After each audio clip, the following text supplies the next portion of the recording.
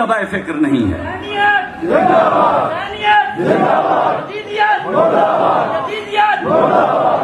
اب چاہیے یہ کہ داڑھی ہے تب بھی، نہیں ہے تب بھی پڑھے لکھے لوگ ہر مکتبہ فکر کے آگے آئیں۔ ضروری نہیں ہے کہ ہر ایک داڑھی ہو ہر ایک کی۔ حضرت مولانا سید ابو العلا علی مودودی رحمۃ اللہ علیہ نے فرمایا تھا کہ لوگوں، اسلام میں داڑھی ہے، داڑھی میں اسلام نہیں ہے۔ بغیر داڑھی والے ہوں، پڑھے لکھے ہوں، اور جو کوئی بھی فرقہ وارانہ بات بھونکے، جس سٹیج سے بھی، جس ممبر سے بھی فرقہ واریت کی بات ہو، اس کو گھسیٹ کے اتارنے والے لوگ پیدا ہونے چاہیے۔ آپ کی مجلسوں میں، آپ کے جلسوں میں، آپ کے جلوسوں میں اگر کوئی فرقہ واریت کی بات کرے تو اس کو گھسیٹ کے اتارنا آپ کی ذمہ داری اور دوسرے بکاتیب فکر کے پڑھے لکھے لوگوں کی ذمہ داری ہے۔ اب یہ مولویوں کے بس کی بات نہیں رہی۔ اور میری تجویز، یہ صحافی برادری یہاں پہ موجود، پڑھے لکھے لوگ، مجھے وکلاء بھی نظر آ رہے ہیں، کچھ ڈاکٹر صاحبان بھی مختلف مکاتیب فکر کے مجھے نظر آ رہے ہیں، ان سب کو مل کے ایک فورم بنانا چاہیے۔ میری تجویز یہ ہے کہ اسے ابتدائی طور پر ہزارے کی سطح پر ایک فورم بنانا چاہیے۔ میرا خطاب میرے دائیں طرف جو صاحبان کھڑے ہیں، خصوصاً جن کا تعلق پریس سے ہے، ہزارہ کی سطح پر ایک فورم تشکیل دیا جانا چاہیے جس میں پڑھے لکھے لوگ ہوں۔ داڑھی ضروری نہیں ہے ہو یا نہ ہو، پریس کلب کے لوگ، یونین کے لوگ، پرنٹ اور الیکٹرانک میڈیا کے لوگ، یہ سارے کے سارے لوگ ملیں، اپنے ساتھ اور پڑھے لکھے لوگوں کو ملائیں۔ جہاں کہیں بھی، جس جگہ بھی فرقہ واریت کی بات ہو، اور اس بات میں کوئی برائی نہیں ہے کہ اس کے سرپرست 2-3 بنا لیے جائیں، اسٹیشن کمانڈر کو سرپرست بنا لیا جائے، کمشنر ہزارہ کو سرپرست بنا لیا جائے، RPO ہزارہ کو سرپرست بنا لیا جائے، اور اس کے بعد یہ ایک فورم کام کرے۔ جہاں کہیں بھی فرقہ وارانہ بات کوئی کرے، اسے گھسیٹنے کی اس فورم کے پاس قوت ہونی چاہیے۔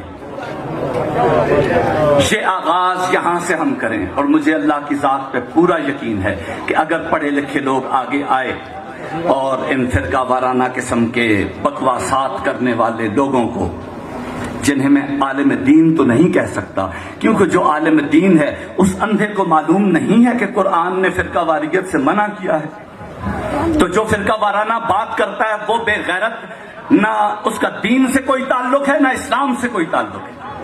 آپ کی سمجھ میں بات آ گئی؟ اور میرے عزیزو، ایک اور بات، ایک نہایت سنگین الزام ہے جو لگایا جاتا ہے کہ فلاں مکتبہ فکر صحابہ کرام کا احترام نہیں کرتا۔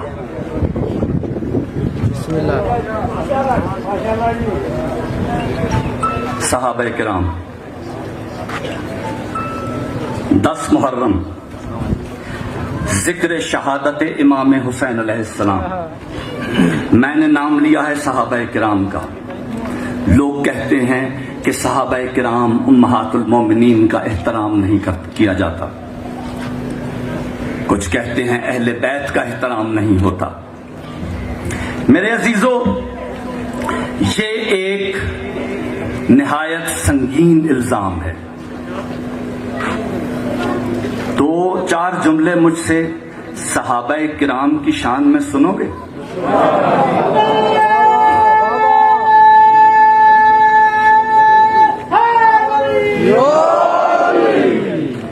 صحابہ کرام وہ پاک ہستیاں ہیں، توجہ سے سننا، جس کے کانوں میں کوئی میل ویل ہے اسے نکال کے سنیں۔ صحابہ کرام وہ پاک اور برگزیدہ ہستیاں ہیں جنہوں نے ایمان کی حالت میں سرکار کی زیارت کی۔ سمجھے بات؟ جنہوں نے حالت ایمان میں سرکار کی زیارت کی، آقا کی زیارت کی، جن کی آنکھوں کی پتلیوں میں سرکار کے چہرہ اقدس کا عکس موجود تھا. میں فکرہ بدل رہا ہوں. جن کی آنکھوں کی پتلیوں میں سرکار کے چہرے کا عکس تھا، فکرہ بدلتا ہوں، جن کی آنکھوں کی پتلیوں میں وجہ اللہ کا عکس تھا، انہیں صحابی کہتے ہیں.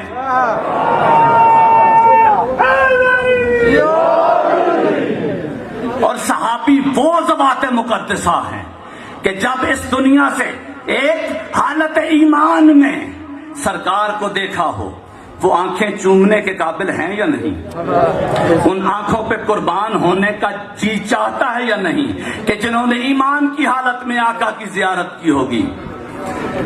کچھ خوش قسمت ہوں گے جنہوں نے خواب میں سرکار کو دیکھا ہوگا، لیکن جنہوں نے سرکار کو اپنے سامنے چلتا پھرتا دیکھا، سرکار کی اقتداء میں نمازیں پڑھی، سرکار کی قدم بوسی کی، سرکار کے ہاتھوں پہ بوسے دیے، سرکار کو ایمان کی حالت میں دیکھا، اور جب اس دنیا سے رخصت ہوئے اللہ بھی ان سے راضی تھا، محمد و آل محمد بھی ان سے راضی تھے. ان صحابہ کرام کی توہین کا جو سوچتا ہے وہ لعنتی ہے.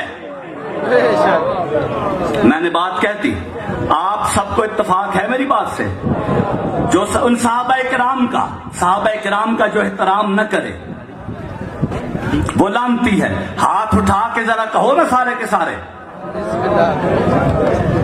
جو صحابہ کا احترام نہیں کرتا.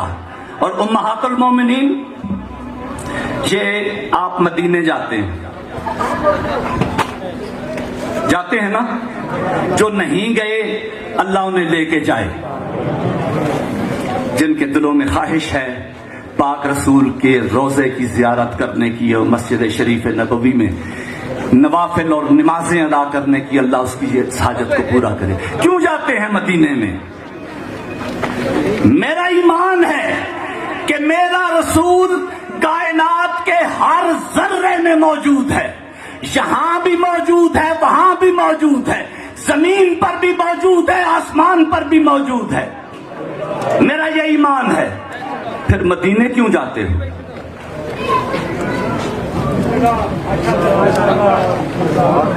نیند آ گئی. مدینے کیوں جاتے ہو؟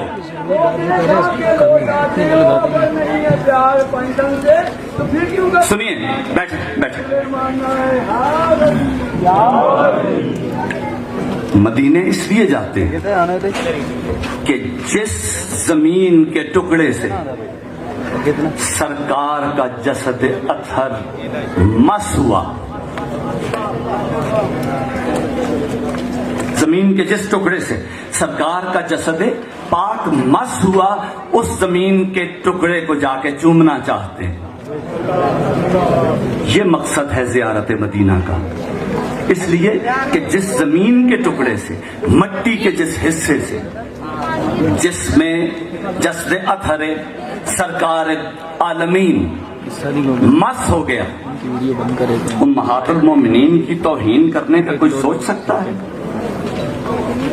کہ جنہیں سرکار کی زوجیت کا شرف حاصل ہو؟